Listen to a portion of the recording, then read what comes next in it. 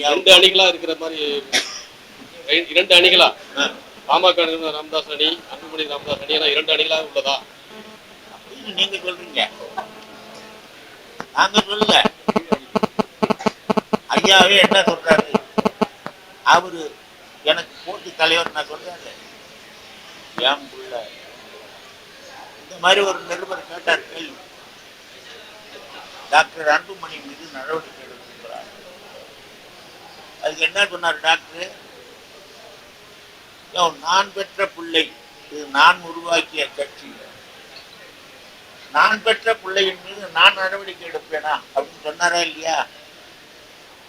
அப்படிதான் நீங்க சொல்றீங்க. இந்த மாதிரி 2 அணியா உருவாகுமான்னு பாக்குறீங்க. 2 அணி கிடையாது, ஒரே அணிதான்.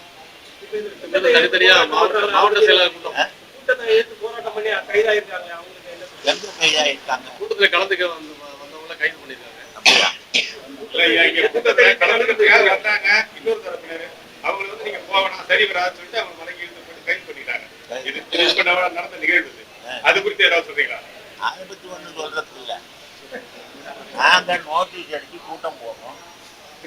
நாங்க மட்டுமா போடுறோம், இந்த தமிழ்நாட்டில் இருக்கிற எல்லா அரசியல் கட்சிகளும். அவங்களும் 2 பேர் தான் வாழ்க்கை சொல்றாங்க, சின்னையாவும் வாழ்க்கை சொல்றாங்க, பெரியையாவும் வாழ்க்கை சொல்றாங்க.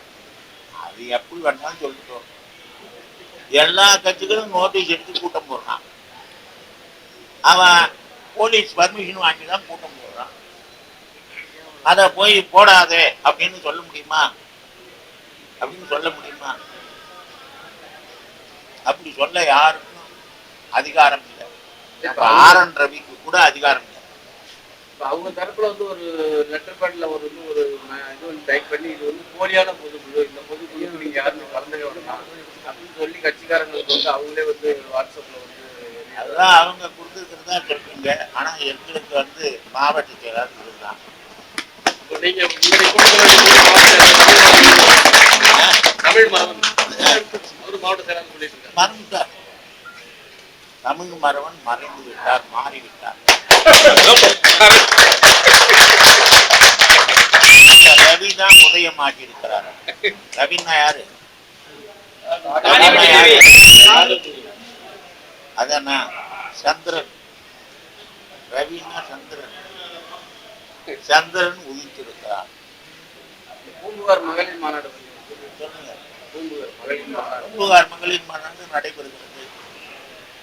அந்த மாநாட்டின் மூலமாக மகளிர் ஒன்று சேர்ந்து தங்களுக்கான ஒற்றுமையை ஒன்று திரட்டி சம்பாதிக்க வேண்டும் என்கிற எண்ணத்தை உருவாக்குவார்.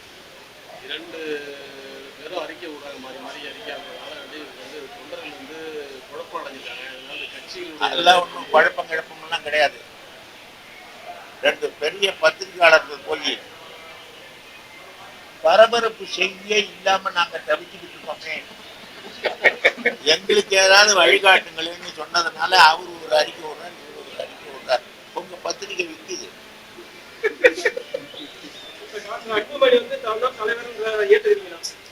அவரு தலைவர் இல்ல, டாக்டரே நானே தலைவர்னு சொல்லிட்டாரு. அப்புறம் ஏன் நான் தலைவர் அவர் சொல்றாரு? நான் இருக்கேன். அவர் தான் வன்னியர் சங்க தலைவரா போட்டாரு. என்னைக்கு எடுத்துறாருன்னு வச்சுங்க, அப்புறம் போய் நான் தான் தலைவர் கிடையாதுமா. ஐயா வந்து எடுக்கல, மாற்றி இருக்கிறார்.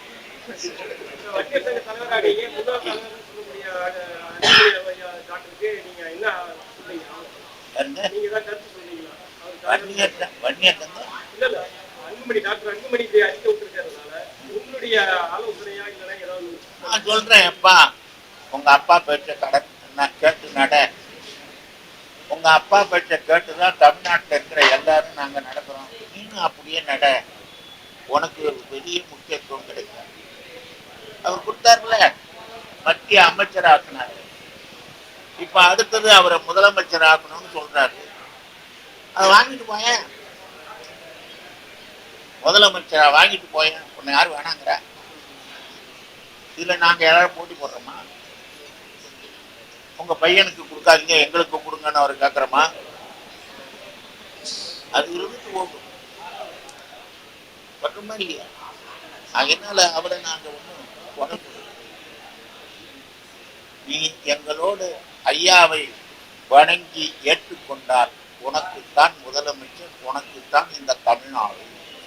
செய்திகளை உடனுக்குடன் தெரிந்து கொள்ள கீழ்க்கண்ட கேபிள் மற்றும் டிடிஹெச் நெட்வொர்க்குகளில் எம்நாடு செய்தி தொலைக்காட்சியை காணுங்கள். பாதகம் செய்பவரை கண்டால் நாம் பயம் கொள்ளலாகாது பாப்பா. மோதி மிதித்து விடு பாப்பா, அவர் முகத்தில் உமிழ்ந்து விடு பாப்பா. அண்மை செய்திகளை உடனுக்குடன் தெரிந்து கொள்ள இணைந்திருங்கள் எம்நாடு தொலைக்காட்சியுடன்.